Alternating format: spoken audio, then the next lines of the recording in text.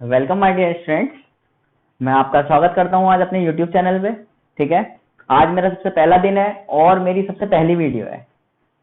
आशा करता हूं आज के बाद मैं आपको हर एक चीज को, ठीक है, बारीकी से लेके टिप से लेके टॉप तक, सुना होगा आपने, ठीक है, टिप से लेके टॉप तक। इसका कहने का मतलब क्या है, मेरा बेस से लेके चलूंगा मैं आपको, और जहां तक की प्रॉब्लम्स आपका बोर्ड लेवल आपके लिए बना पाएगा, ठीक है, उतनी मैं आपको सारी की सारी प्रॉब्लम्स करा दिया करूंगा। और हमेशा मैं आपके साथ खड़ा हूं। आज पहला दिन, ये बात मैं आपसे कह रहा हूं, ठीक है, अपनी पहली वीडियो में। तो आप मेरी बात को बड़ी ध्यान से और बड़े मन से सुन लेना, ठीक है। मैं बहुत कूल टीचर हूं। अगर बात समझ में नहीं आ पाती है, ठीक है, अगर बात समझ में नहीं आ पाती है तो मैं आपको हर बार आप कमेंट कर दिया करना मेरी वीडियो के नीचे। लाइक वगैरह से कुछ नहीं होता, बस एजुकेशन जो है, ठीक है, एजुकेशन हर एक बच्चे तक पहुंच जानी चाहिए मेरी। अगर मेरी आपको बात समझ में आती है, बस वीडियो को शेयर कर दो, जिससे कि एजुकेशन आगे बढ़ती चली जाए और लोगों का काम बनता चला जाए। आज सबसे पहले जो मैं आपको शुरू करने जा रहा हूं वो है हमारा चैप्टर नंबर 5, ठीक है, अर्थमेटिक प्रोग्रेशन। क्लास 10th का चैप्टर है हमारा अर्थमेटिक प्रोग्रेशन। अच्छा, बहुत सारे बच्चों का अक्सर क्या होता है, टीचर से सवाल होता है सबसे पहला, क्योंकि आज तक तो हमने पढ़ा नहीं होता ये चैप्टर। तो बच्चे जो होते हैं वो थोड़े मन के ऐसे होते हैं, तो वो पूछते हैं अपने क्वेश्चन को, सर असल में हम करते क्यों है, ठीक है, हम अपने इस चैप्टर को अर्थमेटिक प्रोग्रेशन ये इंट्रोड्यूस क्यों करा गया। तो मैं बच्चों से ये बात कहना चाहता हूं कि बच्चों, ऐसा नहीं है कि आप हर एक चीज का सम निकाल सको। मेरी मतलब समझ लेना सारी बात का मतलब कि बेसिक अगर मैं बहुत मोटी मोटी बात अगर मैं आपको समझाना चाहूं ना, तो एक मेरी बात बड़ी ध्यान से समझ लेना। देखो कैसे, अगर बोर्ड पे ध्यान दो और अगर मैं लिखने जा रहा हूं, मैं आपसे कह रहा हूं कि बच्चों 1 + 2 + 3 + 4 + 5 + 6 + 7 कितने होते हैं, ठीक है, आराम समझ लेना। मैं आपको कहूंगा कि 1 2 3 4 5 6 7 कितने होते हैं, तो आप मेरी बात का जवाब दोगे कि सर हम बताते हैं कितने होते हैं। आप कहोगे सर 6 + 7 कितने होते हैं, 6 और 7 कितने होते हैं 13, 13 और 5 कितने होते हैं 18, 18 और 4 होते हैं 22, 22 और 3 कितने होते हैं 25, 25 और 2 कितने होते हैं हमारे 27, 27 और 1 कितने होते हैं 28। ठीक है, आप कह दोगे कि सर इसका आंसर तो 28 होगा। मैं कहूंगा बिल्कुल सही बात है, 28 तो होगा, लेकिन 28 तब होगा जब मैंने ये सीरीज दे दी, ठीक है। अभी अगर मैं आपसे ये कह दूं कि सर अभी मैं इंट्रोड्यूस नहीं कर रहा, खाली चैप्टर का बता रहा हूँ यूज कैसे कर पाओगे, ठीक है। अगर मैं आपको इतनी सी बात हटा के और मैं आपको ये बात कह दूं कि बेटा ये जो है 1 2 3 4 5 6 7 और ये 8 और ये टर्म चले बेटा 100 तक, अब बताओ सम क्या होगा, बता पाओगे। जब तक इस चैप्टर को समझ नहीं पाओगे तब तक ये बता नहीं पाओगे। और अगर ये तुम बता पाए, ठीक है, और अगर ये तुम बता पाए तो तभी बता पाओगे जब सारे के सारे आपको क्या याद होंगे, फॉर्मूलाज याद होंगे, ठीक है। तो हम क्या करते हैं, हम अपनी चीजों को थोड़ा, मैं इसको बड़ा लिख देता हूं, ऐसा हो सकता है कि हमारे वीडियो में ना आ पा रहा हो, तो हम इसको 100 को थोड़ा सा बड़ा लिख देते हैं, ठीक है। हाँ, अब देखो क्या है, अब हमने अभी तक क्या पढ़ना चाह रहे हैं हम, कि भैया असल में चैप्टर पढ़ाने को चाहते हैं। मैं देखो अपनी डेफिनेशन से लेके चलूंगा, क्योंकि मैंने आपको बता दिया कि चैप्टर पढ़ते क्यों है ना। सबसे पहली जो मैं डेफिनेशन लिखवाने जा रहा हूं, अब ये तो हो गया कि यार हमने इंट्रोडक्शन देख लिया कि भाई इस चैप्टर में ये चीज सिखाई जाएंगी, लेकिन अगर मैं बहुत बेसिक से लेके चलूं डेफिनेशन से, तो असल में सबसे पहली डेफिनेशन क्या होती है मैं आपके सामने लिखवाने जा रहा हूं, ठीक है। इसको बड़ी ध्यान से एक एक डेफिनेशन को लिखते चले जाना, और मेरे नोट्स को अगर आप बहुत प्रॉपर्ली बनाओगे, ठीक है, अगर आप मेरे नोट्स को प्रॉपर्ली बनाते चले जाओगे तो सारे क्वेश्चन करते चले जाओगे। सबसे पहली डेफिनेशन लिखने जा रहा हूं मैं सीक्वेंस की, कि भाई असल में सीक्वेंस होता क्या है। क्या लिखा है मैंने, सीक्वेंस, SEQUENCE, सीक्वेंस होता क्या है। डेफिनेशन लिखना शुरू करना कि अ सेट, अपना मार्कर दूसरा बदल देते हैं हम, ठीक है, हम लिखेंगे क्या कि अ set of natural, a set of numbers arrange, अगर थोड़ी राइटिंग खराब है तो दोस्तों आज पहला है मेरा, ठीक है, माफ कर देना। A set of numbers arranged in some definite order, in some definite order and formed according to some rules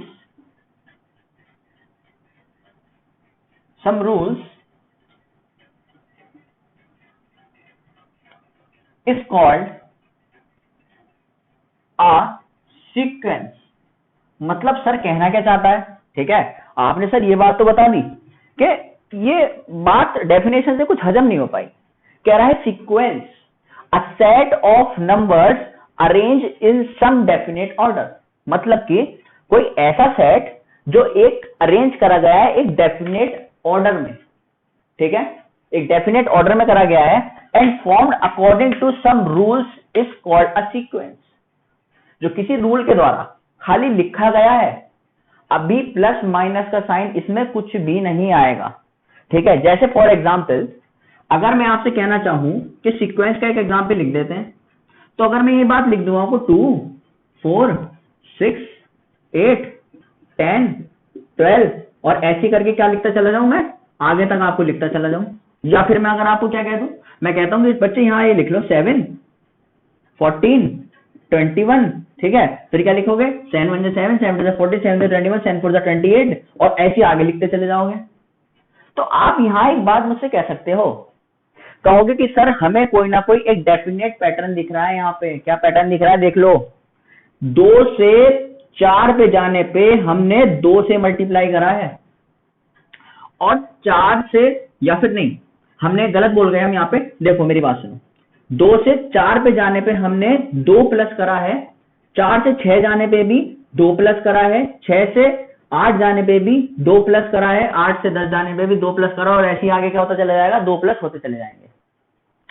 अब अगर मैं नीचे वाली सीरीज पर नजर मारूं जो क्या लिखी है 7 14 21 28, तो आप कहोगे सर बेसिकली क्या हो रहा है, ये 7 की तो टेबल चल रही है। तो आप कहोगे कि सर ये जब 7 है तो अगला वाला क्या जोड़ा मैंने, 7 जोड़ दिया, अभी अगला वाला भी जोड़ दिया, 7 जोड़ दिया, सर फिर अगला जोड़ूंगा, फिर 7 जोड़ूंगा, फिर अगला जोड़ूंगा, फिर 7 जोड़ूंगा, और जोड़ता जोड़ता क्या चला जाऊंगा, इनफाइनाइट पे चला जाऊंगा, क्योंकि ये सीरीज का कहीं एंड नहीं है। ठीक है भाई, ये तो हो गई हमारी सीक्वेंस की, कि मैंने उसमें अभी कोई रिलेशन नहीं बताया। भाई यहाँ पे कोई रिलेशन नहीं है, मैं ये नहीं कह सकता कि मैंने 7 और 7 और 14 को आपस में प्लस कर रखा है, अभी मैंने कोई रिलेशन नहीं बताया। जब तक कोई रिलेशन नहीं बताया और कॉमा लगा लगा के लिखा गया है कोई भी चीज, ठीक है, वो सीक्वेंस है। अभी उसने आपने कोई भी ऑपरेशन कोई भी यूज नहीं करा है, ठीक है। इससे मैं अगली डेफिनेशन आपको दिखाता हूं कि होती है प्रोग्रेशन की। अच्छा, प्रोग्रेशन क्या होता है ना, प्रोग्रेशन भी समझने वाली बात है। और उसके बाद एक डेफिनेशन है थर्ड वाली, उसको हम साथ मिलकर समझेंगे। सेकंड और थर्ड को डेफिनेशन को हम साथ मिलकर समझेंगे। देखो डेफिनेशन कहती क्या है असल में। सेकंड वाली डेफिनेशन बेटा ये कहता है कि प्रोग्रेशन PROGRESSION, मैं इसे लिख रहा हूं, कभी कभी देखने में कैमरे में चीजों को क्या होता है वो छोटी लगती है, लेकिन अगर मैं एक बार उसको प्रोनाउंस कर दूंगा तो आपको ऐसा लगेगा कि हाँ आप फेमिलियर हो जाओगे उस वर्ड से, ठीक है। तो ये लिखा है प्रोग्रेशन। प्रोग्रेशन की बेटा डेफिनेशन क्या है, the sequence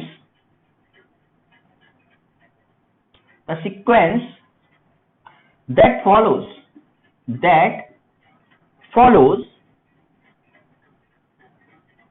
a certain pattern is called progression। अभी एक डेफिनेशन और लिख लेते हैं, उसके बाद मैं आपको समअप कर दूंगा तीनों डेफिनेशंस को। कुछ नहीं कहना चाह रहा, सब में बेसिक कहना चाह रहा है जो मैं आपको बताना चाह रहा हूं, ठीक है। अब मेरी बात सुनना, अर्थमेटिक प्रोग्रेशन क्या होता है बेटा। अर्थमेटिक प्रोग्रेशन की डेफिनेशन थोड़ी बड़ी है तो उसको शॉर्ट में मैं बता देता हूं। Arithmetic progression a sequence in which the difference obtained by subtracting any term from its preceding terms, ठीक है, is constant through out. Arithmetic progression की डेफिनेशन एक बार और देख लेना, कहीं क्या जाती है। अर्थमेटिक प्रोग्रेशन डेफिनेशन से समझ में नहीं आ पाएगा, तमीज से समझ में कैसे आ पाएगा, जब मैं आपको एग्जाम्पल देके बताऊंगा। कैसे? देखो, हमने अभी ऊपर एग्जाम्पल लिया था 2 4 6 8, ठीक है, 10। अगर मानो कि मैं यहाँ पे प्लस लगा दूं, 2 4 + 6 + 8 + 10 और ऐसे करके मैं लिख दूं इसको, तो क्या ये एक अर्थमेटिक प्रोग्रेशन है या नहीं है? अर्थमेटिक प्रोग्रेशन को कैसे लिखा जाता है बेटा? हर एक चीज को अगर समझोगे तो फायदा पड़ेगा। अर्थमेटिक प्रोग्रेशन को लिखा जाता है एपी। ये सुनोगे आगे जाके कि एपीजीपी, ठीक है, एपीजीपी बहुत ऊपर तक जाता है एपीजीपी, और इस पर सवाल भी बहुत बड़े बड़े बन जाते हैं। तो एपीजीपी है क्या? एपीजीपी है कि अगर एपी कौन सी चीज है, अगर यहाँ पे डिफरेंस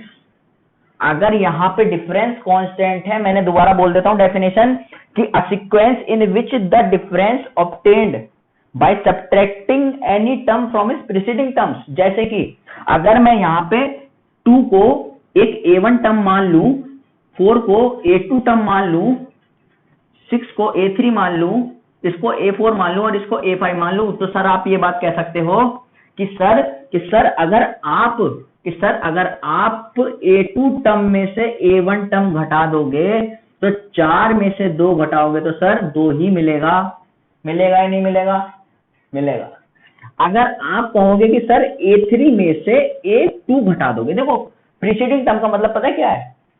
बड़ी वाली टर्म में से, मतलब जैसे आप A3 टर्म में से उससे पीछे वाली घटा दो, ठीक है, A3 टर्म में से उससे पीछे वाली घटा दो, तो भाई A3 टर्म में से A2 घटा दिया। अब A3 टर्म था क्या? A3 टर्म था 6, और भाई A2 टर्म क्या था? A2 टर्म था हमारा 4, फिर 2 आ गया।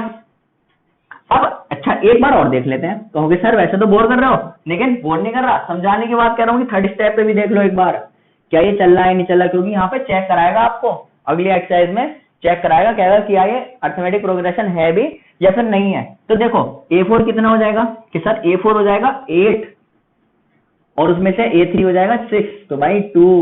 देखो क्या आ रहा है? डिफरेंस, कॉमन डिफरेंस क्या आ रहा है? कांस्टेंट आ रहा है। बेटा कांस्टेंट का मतलब क्या होता है? ऐसी टर्म जो कि एक जैसी चले। हर जगह आप देख सकते हो डिफरेंस 2 आ रहा है, यहाँ पे 2 आ रहा है और यहाँ पे 2 आ रहा है, ठीक है। इन छोटी छोटी बात में ज्यादा टाइम नहीं लूंगा, क्योंकि बस यही 3 डेफिनेशंस हैं जिससे एपी चैप्टर क्या होता है थोड़ा सा क्लियर हो जाता है बच्चों को कि असल में प्रॉब्लम कैसी आती है, ठीक है। आपको सबसे पहले इंट्रोडक्शन में चलते ही क्या बात समझ में आ गई होगी, ठीक है, आपको बात समझ में आ गई होगी कि सर ने एक बात मेरे को साफ बता दी चैप्टर के शुरू होने पे कि प्लस वाली चीज आती है, टर्म्स निकलवाएगा, ठीक है, कि सर ने ये बता दी कि आप 1000 टर्म्स कैसे निकाल दोगे।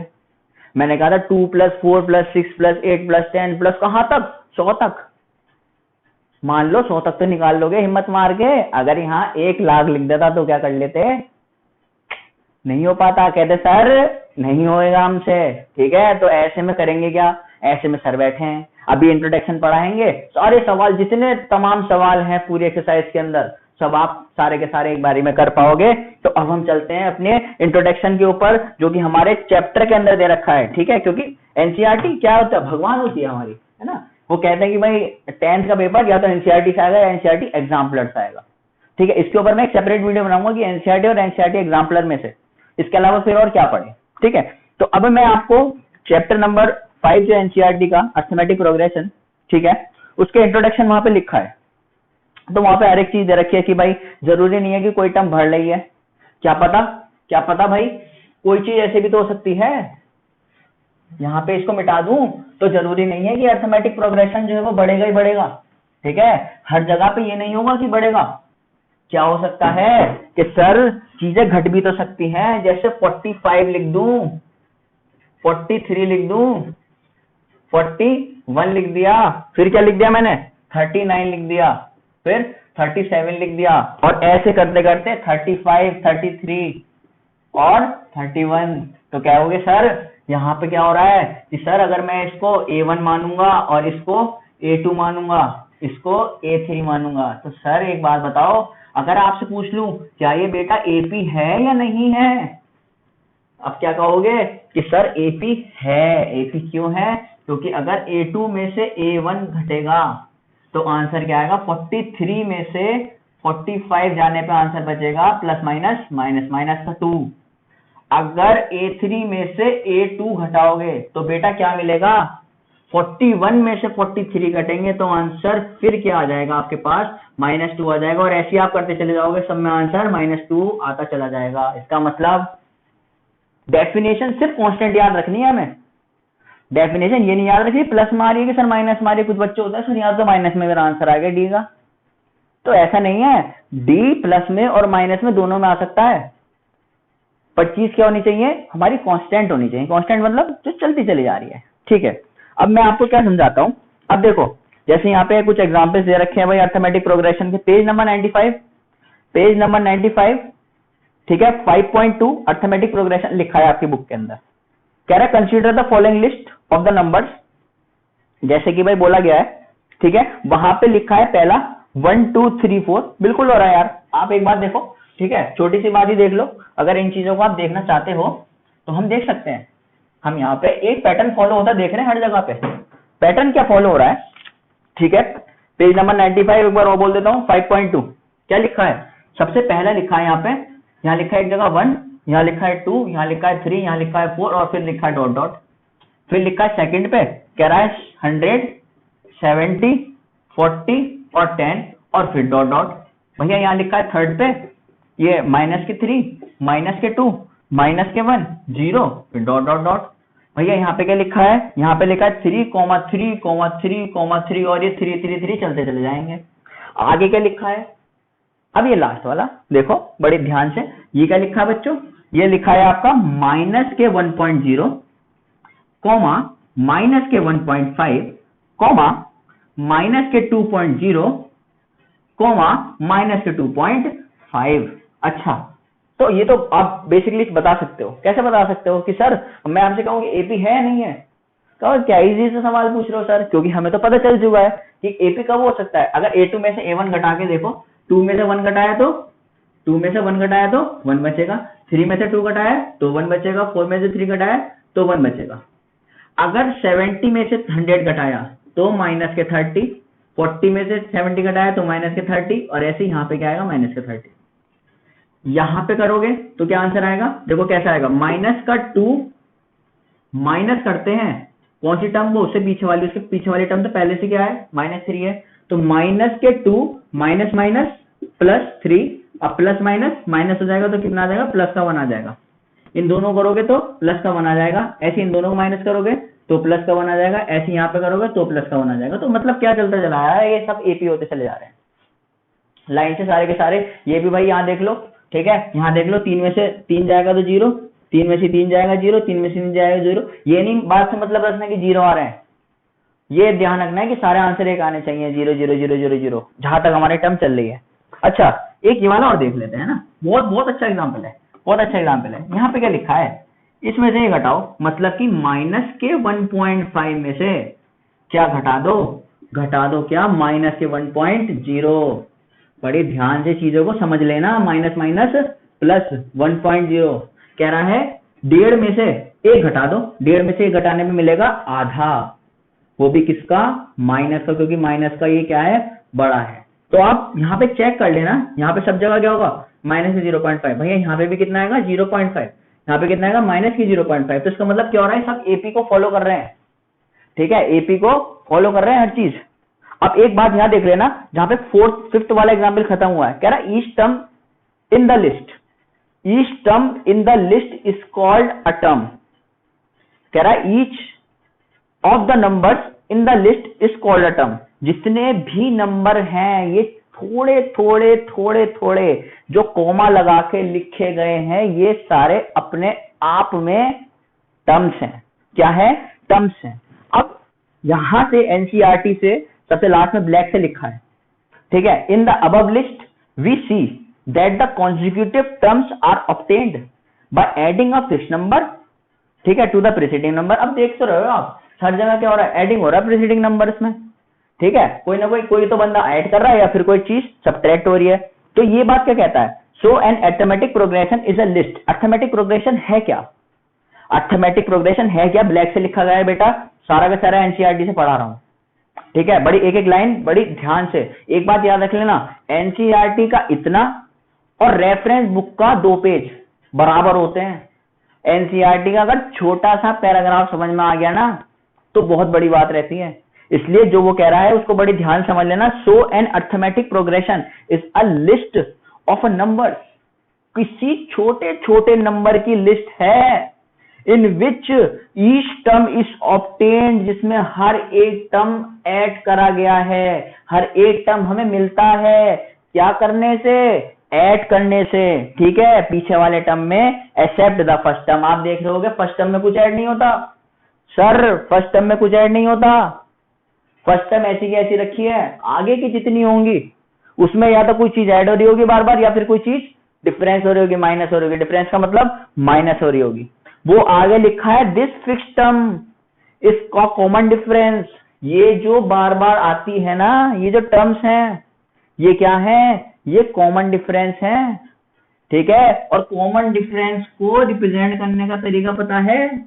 कॉमन डिफरेंस को रिप्रेजेंट करने का तरीका है डी से दिखाते हैं। किससे दिखाते हैं? डी से दिखाते हैं। और सबसे शुरू वाली टर्म को कैसे दिखाते हैं? फर्स्ट टर्म को बेटा किससे दिखाते हैं? फर्स्ट टर्म को दिखाते हैं हम किससे? एक ए से। किससे दिखाते हैं? ए से। जो बाकी की चीज है उसको मैं क्या कर देता हूँ, यहां से हटा देता हूँ, पिक्चर से ही हटा देता हूँ भाई, निकाल दिया इन सबको। ठीक है, अब हम अपनी चीजों पे हम देखते हैं कि भाई असल में हो क्या रहा है। ठीक है, और हम किससे किस चीज को रिप्रेजेंट कर पाते हैं। भाई ये तो हो गया हमारा किससे, हम डिफरेंस किससे दिखाते हैं? हम डी से दिखाते हैं। फर्स्ट टर्म दिखाते हैं हम ए से, और लास्ट टर्म दिखाते हैं हम किससे? एल से। किससे दिखाते हैं? एल से। ठीक है, अब देखो मेरी बात सुनना। ठीक है, अपने पेज को टर्न करो। तो अभी इस पेज पे तो इतना कुछ खास है नहीं, क्योंकि मैं आपको बेसिकली एग्जाम्पल से मैं आपको शुरू कराने वाला हूं। एग्जाम्पल एक ऐसी चीज है, एक एक एग्जाम्पल अगर दिमाग में उतार लिया, मैं गारंटी देता हूं आपके सामने खड़े होके कि सारी एक्सरसाइज अपने आप सॉल्व कर लोगे। ठीक है, अब देखते हैं कैसे सॉल्व हो पाएगी। सबसे पहला एग्जाम्पल बेटा, जिसकी बुक में एनसीईआरटी में 98 पेज नंबर पे दे रखा है, सबसे फर्स्ट एग्जाम्पल बेटा लिखा क्या है ना? सबसे पहली बात मैं देखूंगा लिखा। देखो क्या है लिखा, इसमें यह है कि आप फर्स्ट क्वेश्चन को पढ़ने जा रहे हो। कह रहे फॉर एन एपी, एक क्या दे रखी है? एक एपी की सीरीज दे रखी है मेरे बच्चों। कह रहा है कि 3/2 कोमा 1/2 कोमा माइनस के 1/2 कोमा माइनस के 3/2। ठीक है, मैं आशा करता हूं सब बच्चे एनसीईआरटी लेके बैठे होंगे। ठीक है, अगर यहां से नहीं भी चमक पाता है क्वेश्चन तो ये नहीं है कि मैं आपके लिए सॉल्यूशन बड़ा करके हमें दिखा दूंगा। यहाँ पे कोई क्वेश्चन थोड़ा थोड़ा छोटा छोटा उतारना पड़ता है। देखो क्या लिखा गया है। अब कह रहा है कि राइट द फर्स्ट टर्म ए। खुद से उसने मुंह से बोल दिया। मैंने यहाँ पे बताया था कि फर्स्ट टर्म किससे दिखाते हैं? ए से दिखाते हैं। अब क्या कह रहा है? And the common difference. और भैया उसके बीच का अंतर बता दो। कॉमन डिफरेंस का मतलब क्या कह रहा है? जस्ट सिंपल कह रहा है इसके बीच का अंतर बता दो। तो मैं क्या कहूंगा कि सबसे पहली टर्म तो हो गई सर जी ए। तो ए का तो आंसर सीधे सीधे आ गया। ए का तो आंसर सीधे सीधे आ गया। लेकिन सर डिफरेंस कैसे निकालोगे? तो डिफरेंस तो मैंने अभी बताया था कि कोई सी भी एक टर्म में से, सर अगर इसको A1 मान लिया, इसको A2 मान लिया, इसको A3 मान लिया, पहले से कह रहा था कि सर ये एपी में है, चेक करने की जरूरत नहीं है। चेक करने की जरूरत नहीं है, ऐसे तो खुद ने कहा है कि ये एपी है। तो सीधा डिफरेंस पूछ रहा है तो क्या कहोगे? A2 में से A1 को माइनस कर दोगे, मतलब कि 1/2 में से 3/2 को माइनस कर दोगे। तो आंसर कितना आएगा? नीचे के क्या आएगा? सेम आ जाएगा। तो अगर मैं आपको बच्चों के तरीके से भी सिखा दूं, कहोगे सर क्या करा रहे हो, लेकिन फिर भी है ना, 2 नीचे एलसीएम आ जाएगा। यहाँ पे कितना आएगा? 1 - के 3 इज इक्वल टू -2/2, क्योंकि 1 में से 3 जाएगा तो माइनस के 2 बचेगा, और अपॉन में 2 इज इक्वल टू -1। तो डिफरेंस कितना आ गया मेरे बच्चों? ये आ गया -1। ठीक है, हम अपने अगले सवाल को लेके चलते हैं। देखो क्या लिखा है, बड़ी आराम से पढ़ना। Which of the following list of number does form an AP. कितने जो फॉलोइंग लिस्ट लिखी है इसमें दे रखी है एग्जाम्पल नंबर 2 में। तो कह रहा है कितनी लिस्टें एपी बनाती हैं। तो भाई एपी कैसे बनाएंगे? वो खुद से कह रहा है कि भाई कितने लिस्टें तो एपी हैं और कितनी लिस्टें एपी नहीं है। अरे भैया एपी नहीं है, अगर एपी नहीं बना रही तो एपी नहीं है, तो वो चीज को बतानी है। तो मैंने आपको चेक करने का मैं आपको तरीका बता देता हूँ। ठीक है, एग्जाम्पल नंबर 2 में मैं आपको चेक करने का तरीका बता देता हूँ। ये कह रहा है पहले पॉज कर लेना वीडियो को। ठीक है, पॉज कर लेना वीडियो को और अपने आप देख लेना कि ये कहना क्या चाह रहा है। ठीक है, सबसे पहला क्वेश्चन है 4, लिखा है 10, फिर क्या लिखा है 16, फिर क्या लिखा है 22। जरा बताना ये एपी है या नहीं है। और दूसरा क्वेश्चन और डाल लेते हैं यहाँ पे। दूसरा क्वेश्चन में कह रहा है कि भाई 1, -1, -3, के -5, और कह रहा है ये टर्म मैंने ऐसे चला दी। तो ये बताओ इसमें एपी है नहीं है। देखो ऐसे बता पाओगे। पहले तो देखो जो एनसीईआरटी नोटेशन लिख रखी है भाई वो पहले लिख देता हूँ। A1 टर्म है, A2 टर्म है, A3 टर्म है और A4 टर्म है। ठीक है, ये तो हो गया भाई कायदे का। और मैं अगर शॉर्ट में इसको बताना चाहूँ तो एक चीज लिखवाऊंगा, यहाँ पे अब नाम लिख लेना। ठीक है, कैसे करेंगे। सबसे पहली बात डिफरेंस क्या होगा। सबसे पहले मैंने A2 A1 तो कहोगे कि सर 10 में से 4 घटा दो तो सर 6 बच रहे हैं। मैंने कहा ठीक है। अच्छा, मैं कहूंगा बेटा किसी और चीज से दिखा सकते हो, तो कहोगे हाँ दिखा सकते हैं। कहोगे कैसे दिखा पाएंगे। A2 में से A1 घटाया, सर जी अभी तो आपने बताया था कि A3 में से A2 घटा दो, तो अब की बार A3 में से A2 घटा दो। A3 कितना है 16 में से ये घटा दो 10, तो फिर बेटा 6 आ गया। एक काम और कर सकते हैं, A4 में से A3 घटा सकते हैं, तो कितना आ गया 22 में से 16 घटाया तो आंसर 6 आ गया। तो जब सारे के सारे आंसर ही भैया कांस्टेंट आए हैं, डी ही हमारा सेम है। कितना है, डी ही हमारा सेम है, तो हम क्या कह सकते हैं, हम ये बात कह सकते हैं कि भाई ये एक एपी है। अच्छा, अगली चीज में कह सकते हो, यहाँ पे क्या है A1 टर्म, A2, A3 और A4, तो कहोगे sir A2 minus A1 is equal to -K2 -K1, तो -K1 करके कितना आ गया -K2 आ गया।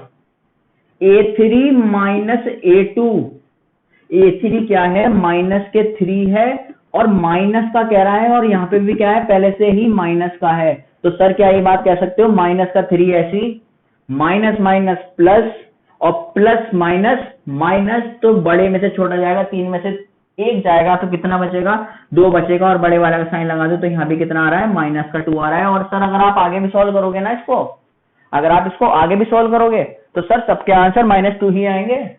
ठीक है, इसका मतलब भाई ये भी एपी में निकल गया। ऐसे अगले एग्जाम्पल्स होने आपके जितने भी दे रखे हैं। ठीक है, तो हम क्या करेंगे, हम अब अपने आगे की चीज को समझ पाएंगे। अब मैं इस वीडियो में इसको 3rd एग्जाम्पल को और 4th एग्जाम्पल को खत्म करके, ठीक है, फिर मैं अगली वीडियो अपनी एक्सरसाइज पे डालने वाला हूँ। ये तो हो गया इंट्रोडक्शन, पर इंट्रोडक्शन ही सब कुछ नहीं होता है ना, आपको भी पता है भाई इंट्रोडक्शन ही सब कुछ नहीं होता। पर हमें क्या है ना, अभी एक्सरसाइज भी हमको बारीक बारीक चीजों से सॉल्व करनी है, और हमें एग्जाम्पल मिलेंगे उसमें बहुत सारे। देखो 3rd वाला क्वेश्चन क्या कह रहा है। 3rd वाले क्वेश्चन को अगर आप समझ पाओगे तो बहुत अच्छी बात है। देखो कैसे, आप खुद से करना, वीडियो को पॉज कर लेना। ठीक है, हर चीज देखने की नहीं होती, ये बहुत बेसिक चीज है, तो आप वीडियो को पॉज कर लेना। देखो क्या लिखा है बेटा, -K2, K2, K -2, K2, K -2। तो कहोगे सर ये क्या कर रहे हो, ये लिखा है -K2, 2, -K2, 2 और -K2। अब बताओ है नहीं है, कैसे कहोगे सर फिर वही बात, A1, A2, A3 मेरे करने से पहले कर लेना काम को। ठीक है, तो बात है, तो आपको इसका मतलब समझ में आ पा रहा है, वरना तो हम बारीक से दोबारा समझा देंगे, क्या दिक्कत है। तो डिफरेंस कितना आएगा, डिफरेंस आएगा सर A2 में से A1 घटा दो, A2 में से A1 घटा दो। कहोगे सर A2 तो सर 2 दे रखा है, माइनस करना है सर किसको, A1 को। A1 तो सर क्या दे रखा है, पहले से -2 दे रखा है, तो 2 माइनस माइनस सर प्लस, और 2 सर, तो 2 और 2 कितने हो गए सर 4 हो गए, है ना। अगर 4 हो गए तो हम देखेंगे कि क्या अगला वाला भी ऐसी कह रहा है, इसको D1 मान लो, चाहे तो इसको D2 मान लो। अब ये वाला क्या कह रहा है, यहाँ से आएगा कि सर A3 में से A2 घटा के देख लो। A3 क्या है -K2 है, नहीं है। A2 क्या है, A2 क्या है 2 है खाली, -K2, और ये भी अंदर वाला क्या हो गया -K2, आंसर आ गया -K4। ये भैया यहाँ तो डिफरेंशियल लगा गया। ठीक है, पहला वाला D1 डिफरेंस 4 आ गया और दूसरा वाला D2 डिफरेंस -4 आ गया। तो क्या ये एपी है एपी? एपी नहीं है, क्योंकि कॉमन डिफरेंस। ये मत देख लेना, कुछ कुछ बच्चे क्या करते हैं, सर 4 दोनों सेम आ रहे हैं। नहीं, ये सर +4 है और ये -4 है। नंबर लाइन पे चेक करोगे तो एक तो भाग रहा है इधर को और एक भाग रहा है इधर को, तो बराबर नहीं है, एक जैसे नहीं है दोनों चीजें। ठीक है, प्लस माइनस साइन यहाँ पे क्या हो रहा है, वेरिएशन हो पा रहा है। तो ये भी क्या है, ये एपी नहीं है, तो लिख दो it is not an AP, it is not an AP. लिख पाओगे इस चीज को, मेरे ख्याल से आपको बात समझ में आ पा रही होगी मेरी। आगे देखो, कह रहा है कि सर फोर्थ वाले क्वेश्चन के अंदर, ठीक है, फोर्थ वाले क्वेश्चन के अंदर क्या कह रहा है, फोर्थ वाले क्वेश्चन में बेटा कह रहा है आपसे कि 1, 1, 1, 2, 2, 2, 3, 3, ये बात कहना चाह रहा है।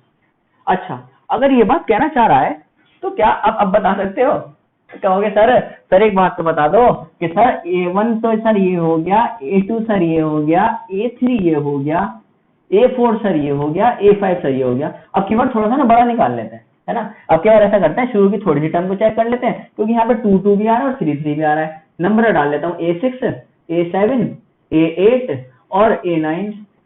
तो भैया यहाँ नंबर डाल दिया मैंने A9 तक। तो जरूरी थोड़ी है सबको चेक करो, डिफरेंस तो कहीं से भी कहीं को कोई सा उठा के चेक कर लो, बराबर होने चाहिए, या तो बराबर होंगे या फिर नहीं होंगे।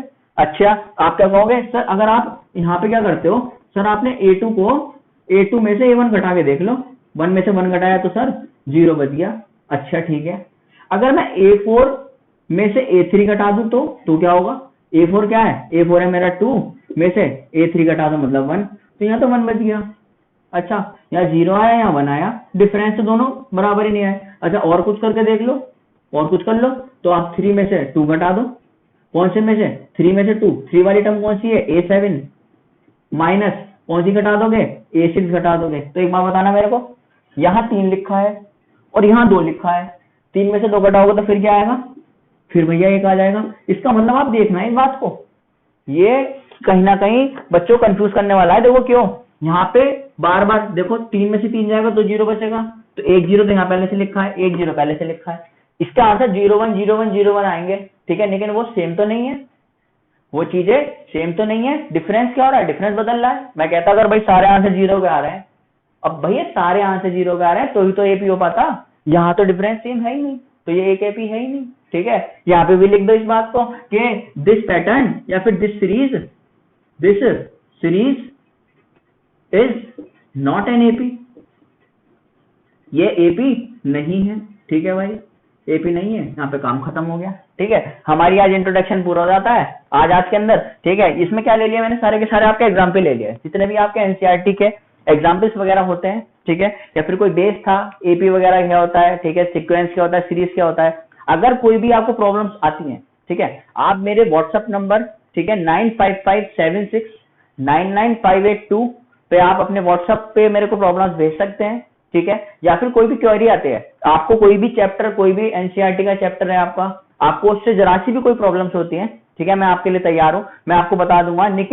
लेकिन बात सारी इतनी है कि आप इन सारी चीजों को तैयार करके आएंगे। अगर आपको मेरी वीडियो अच्छी लगी हो, ठीक है, तो लाइक कर देना, उसको सब्सक्राइब कर देना मेरे चैनल को जरूर, जिससे कि आप एक भी वीडियो ना मिस कर पाओ। और अपनी डेली क्लास मैं कोशिश करूंगा आप बच्चों के लिए कि मैं रोज एक वीडियो आपके लिए अपलोड करूं, जिससे कि आपका बेस भी पक्का होता चला जाए। और ये बात की चिंता मत करना कि मैंने 5th चैप्टर शुरू कर दिया है पहले, ठीक है, 5th चैप्टर शुरू कर दिया है भाई, क्योंकि मैंने ये बात अपनी तरफ से मानी है कि बच्चे ने लगभग 4th चैप्टर तक तो, या 3rd 4th चैप्टर तक तो कर ही लिया होगा। अब मैं आगे भी आपके लिए वीडियो डालूंगा, ये नहीं कह रहा मैं आपकी वीडियो नहीं डालूंगा, मैं आपके लिए वीडियो डाल पाऊंगा। और आप मेरे को सपोर्ट करते रहो, तो मैं आपको 1st 2 3 4 और सारे के सारे जितने भी आगे तक चैप्टर चल रहे हैं, आपका बेस सर ऐसा करा दूंगा कि कोई भी बंदा हिलाने वाला नहीं होगा। और दूसरी बात, कुछ भी रटना नहीं है, कोई भी चीज रटनी नहीं है, हमको हर चीज समझ के चलनी है आगे। ठीक है, और जैसे जैसे हम समझ पाएंगे वैसे वैसे हमारा बेस पक्का हो पाएगा। ठीक है, मैं अपनी वीडियो को यहाँ एंड करता हूँ। ठीक है, pause the video to note it down.